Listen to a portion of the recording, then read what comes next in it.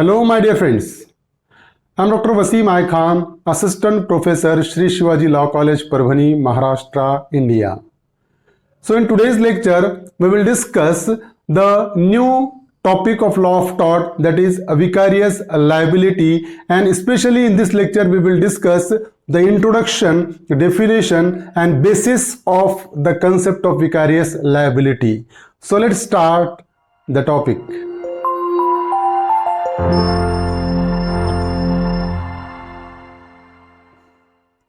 Meaning and basis of vicarious liability we will discuss in this lecture. So this is the first part of the chapter vicarious liability, and we knows very well when person will be liable under a tort. Suppose if I have committed any tort, if I have committed any wrongful act, then I will be responsible for my wrongful act only. I will not be responsible for the wrongful act committed by any other person. This is a general rule. So suppose A has committed a wrongful act, A alone will be held responsible for his wrongful act.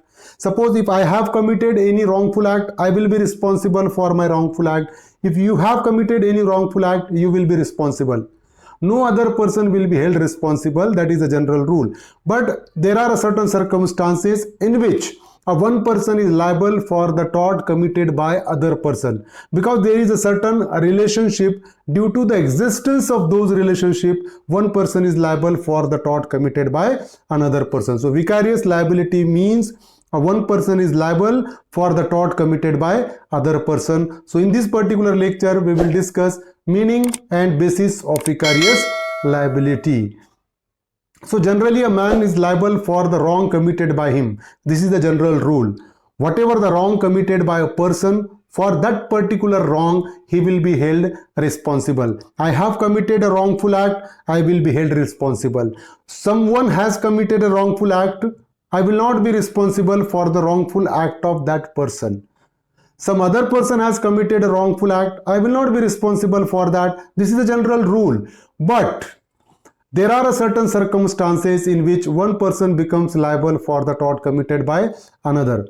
But there are circumstances in which one person is liable for the tort committed by other person, because there is a certain relationship between these two persons. Suppose if I appointed a servant is doing my act, and while doing my act, if my servant commits any tort, for that tort I will be held responsible, and that is called a vicarious liability. For the tort committed by my servant, I will be held responsible because servant is doing my act. Suppose being a principal, I have appointed an agent, and if agent while doing my act commits any tort, I will be held responsible for that being a principal, because I have appointed the agent and agent is doing my act. That's why I will be held responsible. And this is vicarious liability.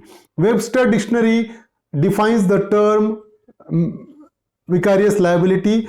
According to Webster Dictionary, the meaning of vicar means the person who performs the function of another or substitute. So vicar means a person who is doing the function of another, who is performing the function of another, or it is nothing but a substitute of other person. That is called vicar, and from that particular word the concept of vicarious liability come into existence. Vicarious liability means liability which is incurred for or instead of another. Vicarious liability is a liability which is incurred for or instead of another. For another, tort has committed by some other person, but the other person will be held responsible. Why? Because I have appointed my servant is doing my act, and if servant commits any tort, I will be held responsible because servant commits a tort while doing my act. So I will be responsible for that according to vicarious liability. Now, basis of vicarious liability we will discuss. Old view based on two maxims. Vicarious liability's old view was based on two maxims. The first one is qui facit per alium facit per se. A person who does an act through another is deemed in law to do it himself. Suppose if the person does any act through another, suppose my servant is doing my act, it means I does an act through my servant. is deemed in law to do it himself. It means in the eye of law, that act is done by me only, that will be treated. And if the servant commits any tort, it means I have committed a tort, and that's why I am responsible for that. Even though the servant commits a tort, but the servant was doing my act, and that's why I will be held responsible for that according to qui facit per alium facit per se. A person who gets his work done through another is liable for all the consequences from that act. Suppose a person who gets his work done through another, my act is being done from some other person, so I will be held responsible for that. Whatever it may be the consequences for that act, I have to bear that consequences, because servant is doing my act, agent is doing my act, and whatever the benefit of that act, that benefit will be enjoyed by me, and that's why liability also imposed on me, because he is doing my act. So that is qui facit per alium facit per se. Respondent superior, let the master be liable. Second maxim on which the old view of vicarious liability was based, respondent superior, let the master be liable. Suppose if the servant is committing any tort while doing the act of master, let the master be liable. For that, master will be held responsible for that. So whatever the servant is doing,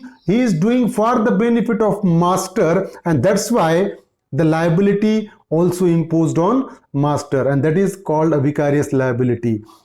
Modern view is that Justice Frederick Pollock has said, I am responsible for the wrongful acts of my servant or agent. According to Frederick Pollock, I will be held responsible for the wrongful acts of my servant and agent. Why? Because he does my act.